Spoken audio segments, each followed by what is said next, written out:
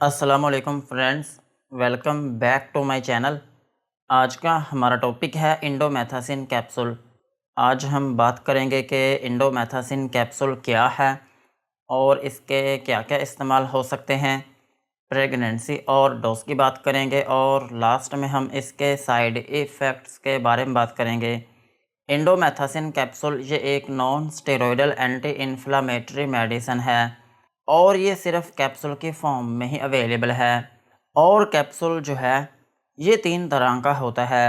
एक होता है 25 मिलीग्राम और एक होता है 50 मिलीग्राम और एक होता है 75 मिलीग्राम। और ये मार्केट में अपने ही जेनेरिक नेम इंडोमेथासिन के नाम से अवेलेबल है। ये था इंडोमेथासिन कैप्सूल का इंट्रोडक्शन। अब हम इसके यूजेस के बारे में बात करते हैं कि वो कौन सी ऐसी कंडीशंस हैं जिनमें आप इंडोमेथासिन कैप्सूल का यूज़ कर सकते हैं। इंडोमेथासिन कैप्सूल को आप पेन मैनेजमेंट में यूज़ कर सकते हैं। अगर आपकी बॉडी में किसी जगह पर दर्द है तो फिर इस कंडीशन में आप इंडोमेथासिन कैप्सूल का यूज़ कर सकते हैं। और इंडोमेथासिन कैप्सूल को आप इन्फ्लामेशन में भी यूज़ कर सकते हैं। अगर आपकी बॉडी में किसी जगह पर स्वेलिंग हो गई हो तो फिर इस कंडीशन में भी आप इंडोमेथासिन कैप्सूल का यूज़ कर सकते हैं। और इंडोमेथासिन कैप्सूल जो है ये फ़ीवर में भी काम करता है।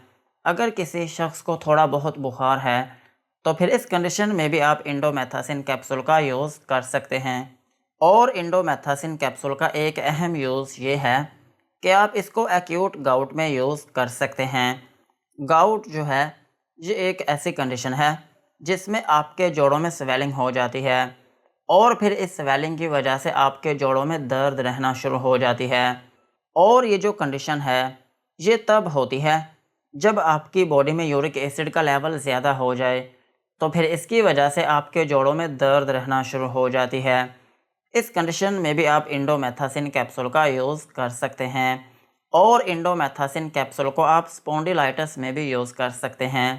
स्पॉन्डिलाइटिस जो है ये एक ऐसी कंडीशन है जिसमें आपकी रीढ़ की हड्डी के अंदर जो जोड़ होते हैं उनमें स्वेलिंग आना शुरू हो जाती है, जिसकी वजह से उनमें दर्द रहना शुरू हो जाती है। इस कंडीशन में भी आप इंडोमेथासिन कैप्सूल का यूज़ कर सकते हैं। और इंडोमेथासिन कैप्सूल का एक अहम यूज़ ये भी है कि आप इसको ऑस्टियोआर्थराइटिस में भी यूज़ कर सकते हैं। ऑस्टियोआर्थराइटिस जो है ये एक ऐसी कंडीशन है जिसमें आपके जोड़ों में जो मुरमुरी हड्डी होती है, जिसको हम कहते हैं कार्टिलेज, वो ब्रेक डाउन होना शुरू हो जाती है, जिसकी वजह से आपके जोड़ों में स्वेलिंग आना शुरू हो जाती है और आपके जोड़ों में दर्द रहना शुरू हो जाती है।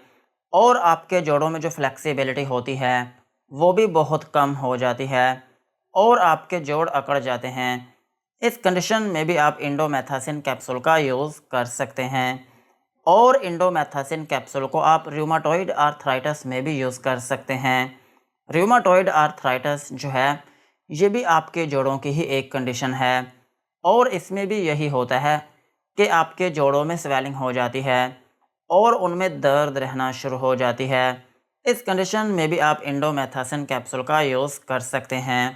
और इंडोमेथासिन कैप्सूल को आप मस्कुलोस्केलेटल डिसऑर्डर्स में भी यूज़ कर सकते हैं।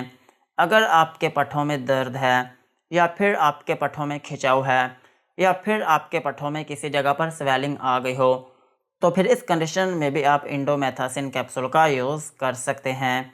और सेम इसी तरह आप इसको बोन पेन में भी यूज़ कर सकते हैं। अगर आपकी हड्डियों में दर्द रहती है तो फिर इस कंडीशन में भी आप इंडोमेथासिन कैप्सूल का यूज़ कर सकते हैं। और इंडोमेथासिन कैप्सूल का एक अहम यूज़ ये भी है कि आप इसको बर्साइटिस में भी यूज़ कर सकते हैं। बर्साइटिस जो है ये एक ऐसी कंडीशन है जिसमें आपके जोड़ों में जो पानी की थैलियाँ होती हैं जो कि आपके जोड़ों की हिफाजत करती हैं, उनमें स्वेलिंग आना शुरू हो जाती है, जिसकी वजह से आपके जोड़ों में दर्द रहना शुरू हो जाती है। इस कंडीशन में भी आप इंडोमेथासिन कैप्सूल का यूज़ कर सकते हैं। और सेम इसी तरह आप इसको टेंडिनाइटिस में भी यूज़ कर सकते हैं। टेंडिनाइटिस जो है ये एक ऐसी कंडीशन है जिसमें आपकी बॉडी में जो टिश्यूज़ होते हैं जो कि आपके मसल को आपकी हड्डी के साथ अटैच करते हैं, उनमें दर्द रहना शुरू हो जाती है। इस कंडीशन में भी आप इंडोमेथासिन कैप्सूल का यूज़ कर सकते हैं। और इंडोमेथासिन कैप्सूल जो है इसको डिस्मेनोरिया में भी यूज़ किया जा सकता है। डिस्मेनोरिया जो है ये एक ऐसी कंडीशन है जिसमें ख़वातीन के जो पीरियड्स होते हैं वो बहुत पेनफुल हो जाते हैं। इस कंडीशन में भी आप इंडोमेथासिन कैप्सूल का यूज़ कर सकते हैं। और इंडोमेथासिन कैप्सूल जो है ये मॉडरेट टू सीवियर पेन में काम करता है।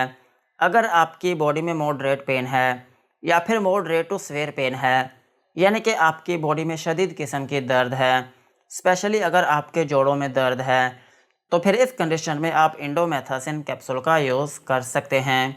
ओवरऑल अगर हम बात करें तो इंडोमेथासिन कैप्सूल जो है ये एक पेन किलर मेडिसिन है।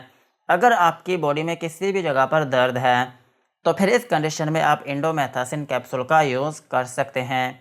और इंडोमेथासिन कैप्सूल जो है ये पेन किलर जितनी भी मेडिसिन है उन सब का बाप है। इस कैप्सूल को खाते ही आपकी बॉडी में जितनी भी पेन होती है वो बहुत जल्दी से ख़त्म हो जाती है। लेकिन इसका एक अहम साइड इफ़ेक्ट ये होता है कि इस कैप्सूल को खाने से आपकी बॉडी में टॉक्सिसिटी हो सकती है, यानी कि आपकी बॉडी में जहरीले मादे पैदा होने शुरू हो सकते हैं और फिर इनकी वजह से आपके गुर्दे ख़राब हो सकते हैं और आपका जिगर ख़राब हो सकता है। इसलिए इस कैप्सूल को बहुत ही एहतियात के साथ यूज़ किया जाता है। यही थे इसके यूजेस। अब हम इसकी डोज के बारे में बात करते हैं।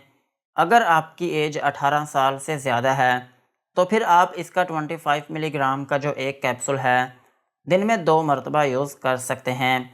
और ज़रूरत पड़ने पर आप इस कैप्सूल को दिन में 3 मरतबा भी यूज़ कर सकते हैं।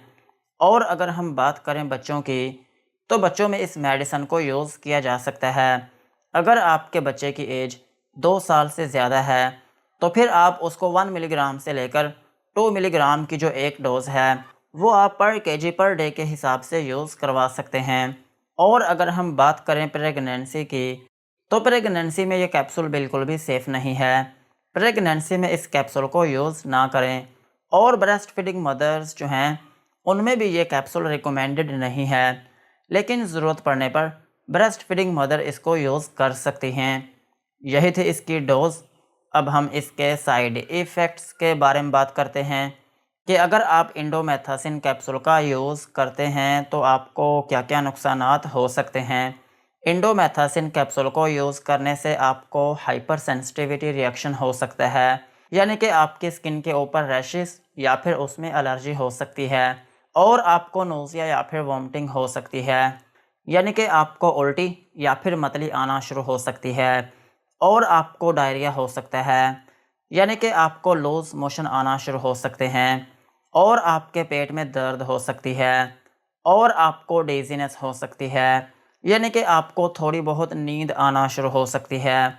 और अगर आप इस कैप्सूल की ओवरडोज लेते हैं या फिर आप इसको हद से ज़्यादा यूज़ करते हैं तो फिर इसकी वजह से आपके सर में दर्द हो सकती है और आपका स्टमक जो है वो अपसेट हो सकता है और आपके सीने में जलन हो सकती है और आपको कॉन्स्टिपेशन हो सकती है और आपको एनोरेक्सिया हो सकता है, यानी कि आपको भूख की कमी हो सकती है। यही थे इंडोमेथासिन कैप्सूल के uses, doses and side effects. आज की वीडियो को यहीं पर ख़त्म करते हैं। वीडियो अच्छी लगी हो तो चैनल को सब्सक्राइब करें एंड बेल आइकन को प्रेस करें।